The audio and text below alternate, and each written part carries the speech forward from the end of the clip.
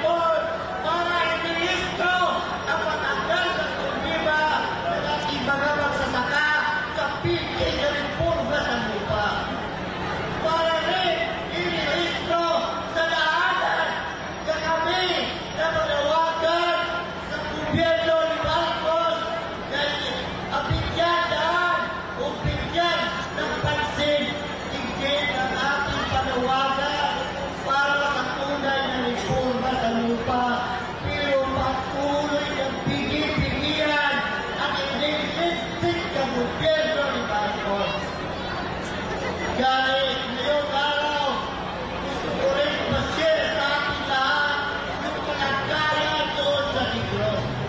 Yung malala ang Negros conversion pagpalit namin sa aming kultura sa lupa. Yung malala din ang pag-stand namin kung mga stand namin pareho sa kanto ni Gazibong ang pinaniman ng Paraguay na maligid sa Usan Pentaria. Maraming naman,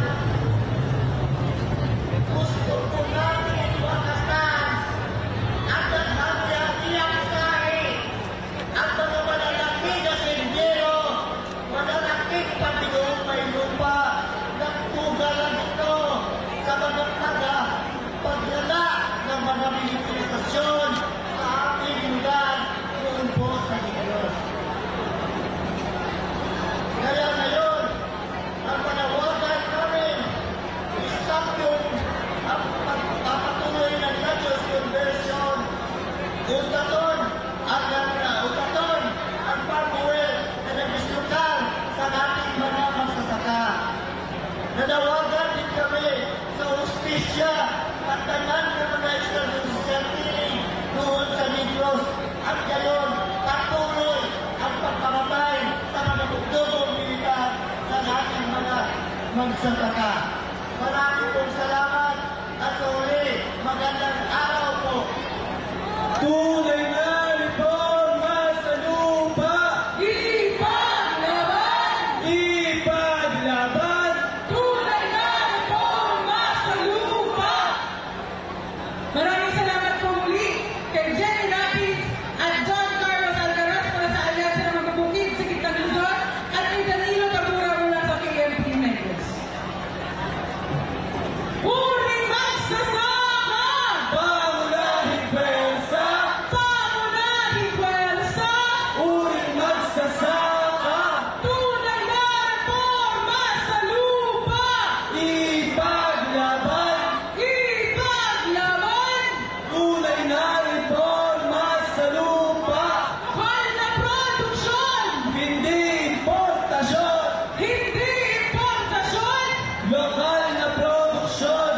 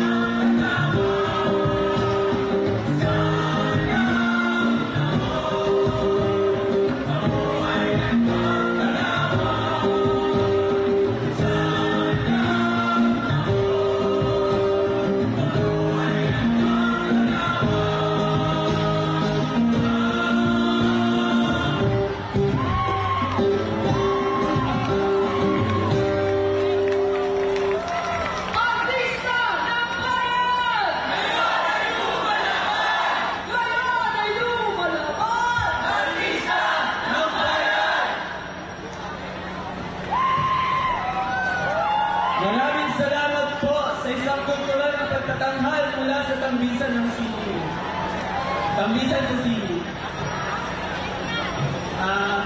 May anunsyo lang po kami may nakawala o nakaiwan po ng wallet nila, maaari pong lumapit sa stage. Nasa stage po ang inyong wallet dahil wala pong magnanakaw dito sa atin. Ang mga magnanakaw ay nandito sa loob ng Malacanang. Yung wallet po ay mahaba na kulay itim. Lapit na lang po sa stage. Hindi kami katulad ng Marcos Jr. Ngayon naman, upang ipagpatuloy ang ating programa, ang mga kababalisang magbubukid ang pangunahing nakakaranas ng krisis sa ekonomiya mula sa mga hapak at kumuha sa kanayunan hanggang sa kalungsuran. Ang ating mga nanay ang pumipilipin sa kakarampot na budget ng ating mga pamilya. Narito, si Cathy Estabillo ng Amihan Federation of Peasant Women at Pantay Bigas at susundan siya ni Arieta Alicasilaw ng Unlog ng mga manggagawa sa agrikultura. Ang pinapaon ang malawak na bilang ng kababaihan sa kanayunan sa ating pagtagumpay na pagkilos sa araw na ito. Ang mga kababaihan sa kanayunan ay lumalahok sa iba't ibang forma ng pakikibaka upang manasan ang pag-aapi at korupsyon. Sa araw na ito ay ating irerehistro ang matinding pagkamuhi natin sa nangyayari korupsyon, saan ang pondo ng bayan na dapat sa serbisyo nito sa mamamayang Pilipino ay napupunta lang sa bulsa ng ilan sa pangunguna ni Bongbong Marcos.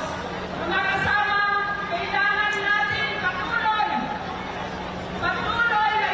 ipapanawagan na dapat magkaroon ng tunay na reforma sa lupa dahil ang nararanasang kahirapan ng malawak na bilang ng mamamayang Pilipino, lalong-lalo na ng mga kababaihan sa kanayunan, ay ang matinding kawalan ng lupa, patuloy na pagyakap ng gobyerno sa mga military na polisiya, ang presidente pandarambong sa pondo ng bayan, ang pagkakayot ni Marcos at mga programa kapitalista sa bilyong-bilyong pondo ng North Barrel at program fund.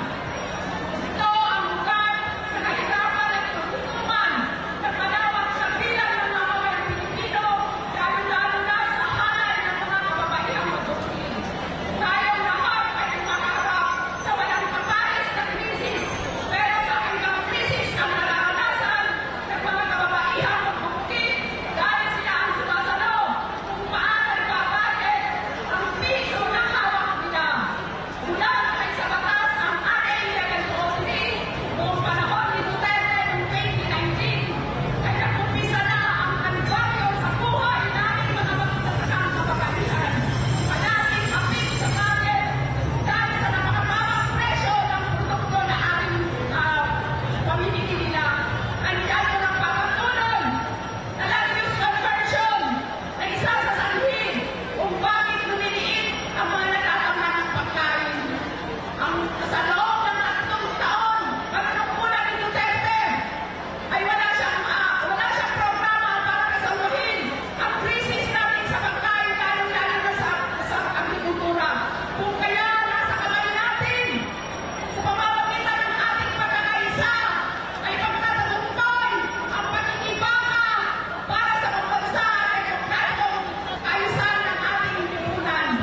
Nasa kamay natin ang natatanging solusyon para baguhin ang sistemang umiiral sa ngayon at kalahok ang malawak na bilang ng mamamayang Pilipino. Tunay na reforma sa lupa! Lokal na produksyon! Hindi importasyon! Marcos Singilin! Duterte panagutin! Ang tao! Ang bayan! Ngayon ay lumalaban! Maraming salamat.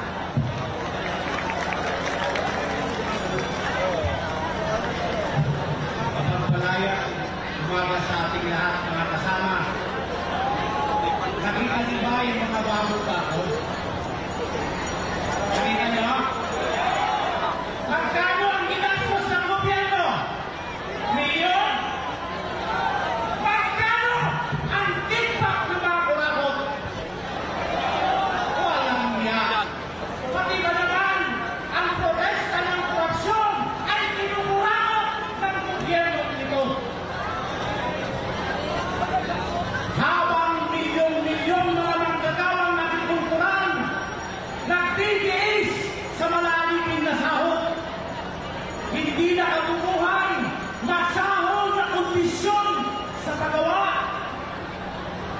pinapatay. Ito ang gobyernong Marcos Jr. Adik sa korupsyon, hari ng korupsyon. Hindi lamang adik sa korupsyon at hari sa korupsyon si Ginoong Marcos Jr. Adik din at hari din sa konbersyon ng mga lupain. Kaliwat kanan ay pinagpapalit ng gamit mula sa palayan, maisan, patungo sa mga saging, pinya at oil palm. Pinapalawak ang mga plantasyon at ang mga hasyenda imbis na palawakin ang mga lupang agrikultural para sa ating pagkain. Habang pinoprotesta namin ang malaganap na konbersyon sa aming mga komunidad, kami ay dinadahas ng AFP, PNP at NPF-ELCA. Habang pinoprotesta namin at ikinigit ang nakabubuhay na sahod, kami ay pinapaslan. Pero ang sagot ng milyon-milyong mga manggagawang agrikultural, habang kami ay dinadahas, papalawak at paparami ang aming inulunsan na mga bungkalan sa kalanman. Habang kami ay pinapaslan, papalawak at papalakas ang aming inulunsan na walang magbubukid sa kalanman. Ang lupa ay buhay, kaya handang-handa kami na mag-alay ng aming buhay para ipaglaban ang tunay na reforma sa lupa. Uling magsasaka! Pangunahing pwersa! Pangunahing pwersa! Uling magsasaka! Maraming salamat. Rice Civilization Law! Ibasura! Ibasura! Rice Civilization Law! Land Use Conversion! Tutulan! Labanan! Huwag pahintulutan! Land Use Conversion! Tutulan! Labanan! Huwag pahintulutan! Ngayon po, kinikilala natin ang presensya ng mga magsasaka mula sa iba't ibang probinsya. Nandito po ba ang mga magsasaka mula sa Zambales, sa Tarlac, sa Pampanga, sa Bulacan, sa Nueva Ecija, sa Cavite, sa Laguna, mula sa Batangas, sa Mindoro, mga magsasaka mula sa Quezon at mula sa Negros. Siyempre, hindi lang naman mga magsasaka ang naririto. Kasama rin natin ang mga manggagawang bukid, ang mga peasant women, ang mga katutubo, ang ating mga manglista, at siyempre, hindi magpapahuli ang mga kabataan, ang mga manggagawa. Mga kasama, sa pagsasahol ng krisis ng nagkaharing uri, nag-aagawan sa kaban ng bayan ng mga burokrata, mga politikong ginagamit ang kanilang posisyon para kumita, kakuntsaba ang mga korporasyon at malalaking negosyante. Hubad na ang kabulukan ng reaksyonaryong sistema. Lahat ng sagot ay dapat managot. Kaya mga kasama, narito sila Ate Romadonis, tagapangulo ng Kilusang Mayo Uno at kami ni Ito Rico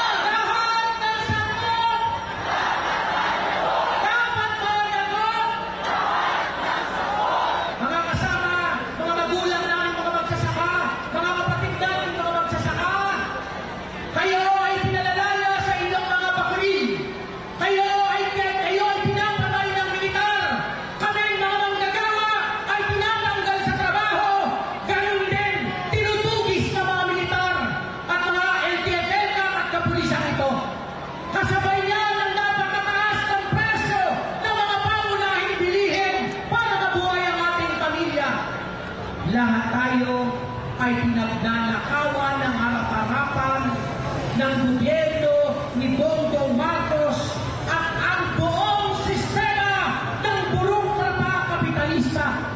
Mga kasama, para itong mga linta, ito ay di walang puwang sa isang demokrasya sa ating bansa.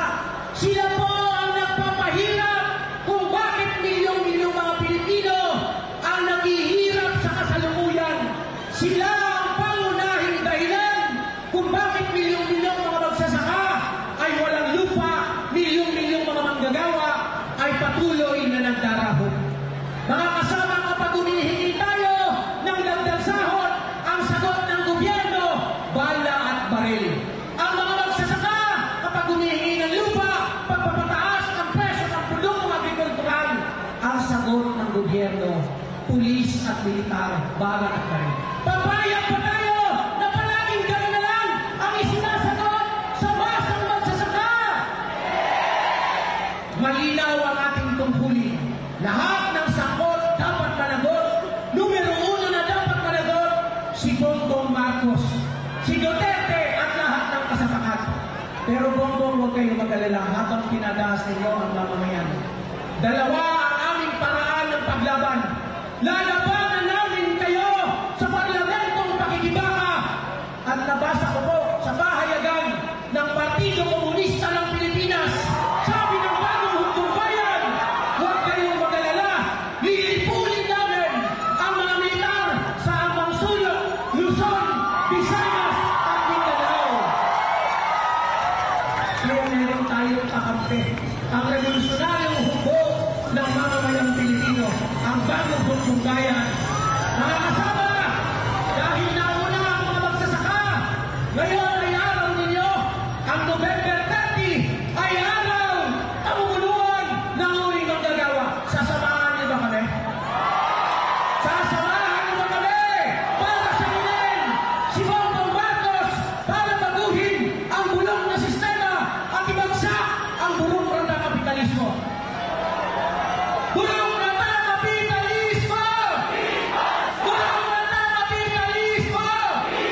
Feudalismo!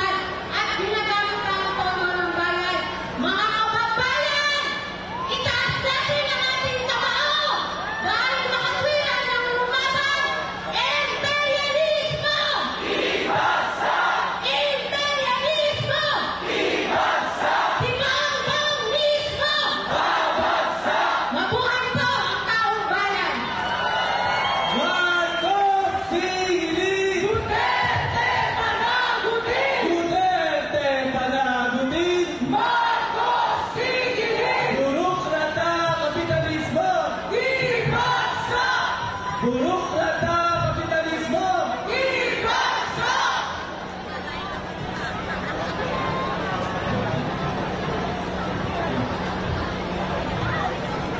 Sa bahagi po ng Team of United, kami mga kabataan hip-hop ay nagsama-sama para sa mga pagkakataon ng lupain. Nagkaisa po kami, hindi po para sa aming pansariling interes, kundi pagkakalang karapatan ng mamamayan. Imperialismo! Burukrata kapitalismo! Feudalismo! Bulok na Estado!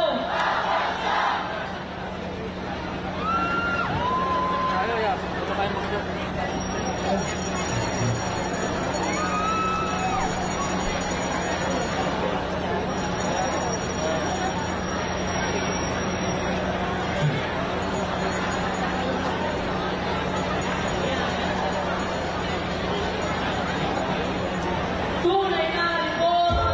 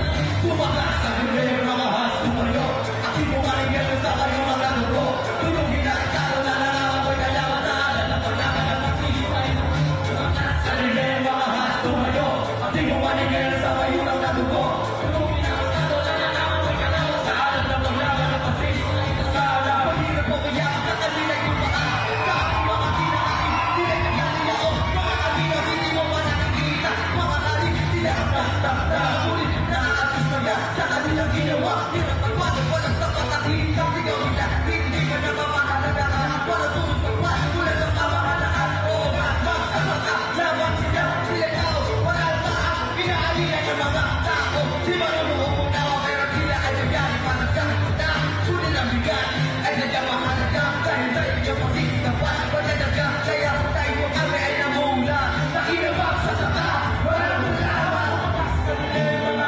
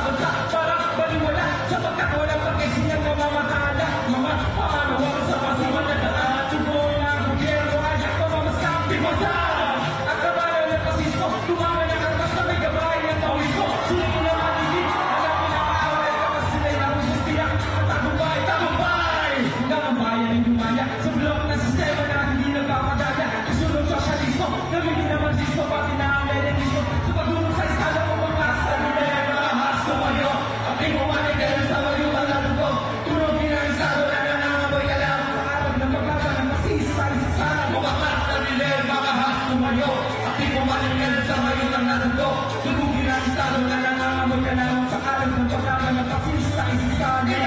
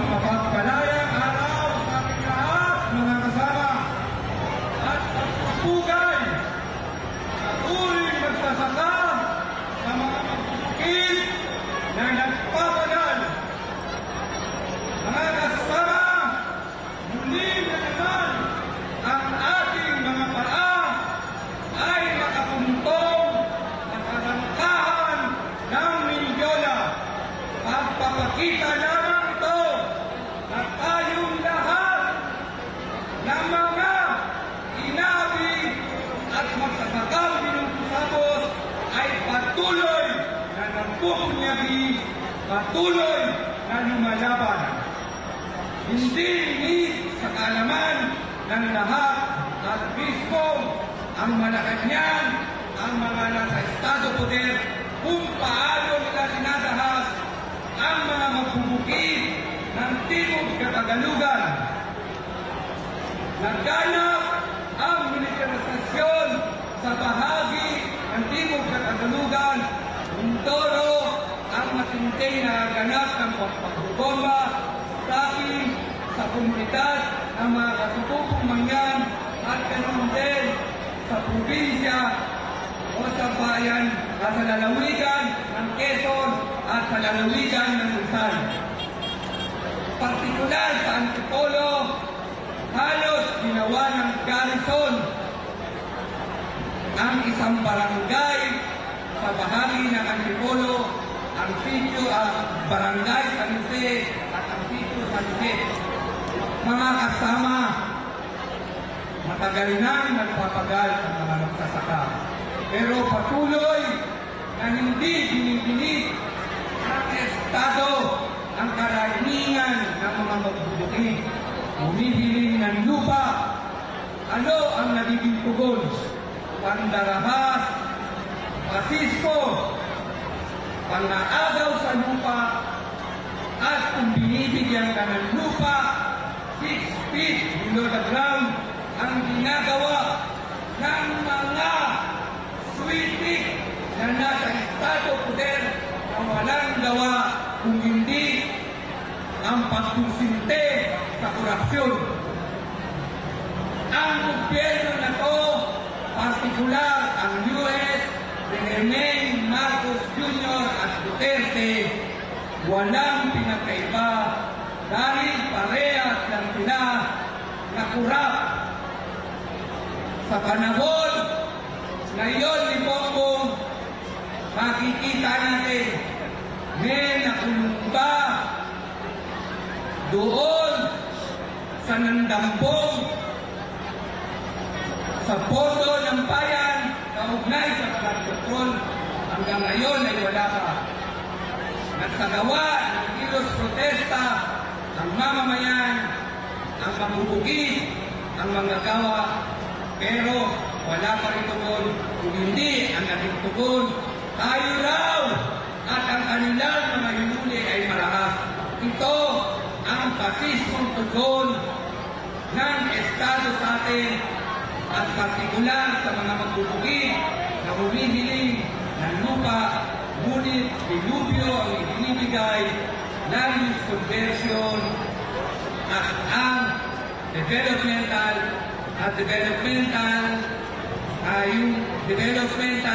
aggression. Ito yung tinatawag na aggression sa kaunlaran na sumisira doon sa kabuhayan ng mga katutubo, sumisira sa kanilang pamumuhay, nagbawasak sa dignidad ng mga katutubo, na apektado pati ang mga magsasaka. Mga kasama, buntag lahat ang pinatupad sa batas mula ng unang panahon. Wala nang naibigay ang panggang sa kasalukuyan. May mga magsasaka na puro lang pinanakuan at may mga magsasaka na pinawian ng lupa. Yung programa nila na Comprehensive Agrarian Reform Program na nagbahagi ng CLOA para sa mga magsasaka. Ngayon, ang halos karamihan ay pinawian dahil ang batas ay walang safeguard. Ngunit patuloy pa rin na nagpupunyagi at tumitindig ang mga magbubugi at mga magsasaka.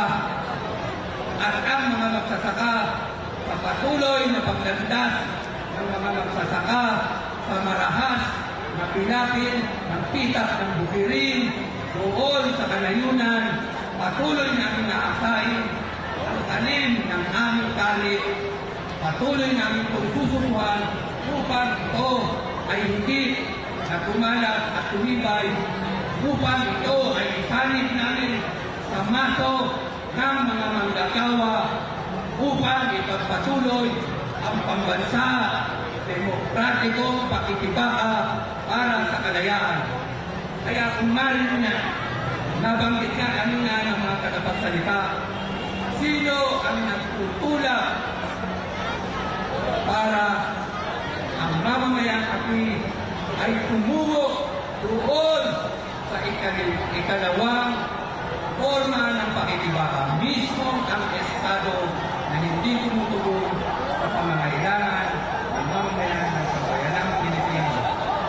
Mga kasama, tandaan natin, kailangan sa hanay ng mga magsasaka, patuloy tayong mag-organisa, patuloy na magpalawak, patuloy na magmulat, sapagkat ang ating karapatan ay hindi ibibigay ng Estado. Ito ay kailangan natin ipaglaban. Kaya mga kasama, tandaan, pakikibaka, ang pambansang demokratikong pakikibaka ay dapat natin isagawa at maging masikhay. Tayo ang may isang pinaka-abanteng departamento, mga kasama, pagpupugay sa ating lahat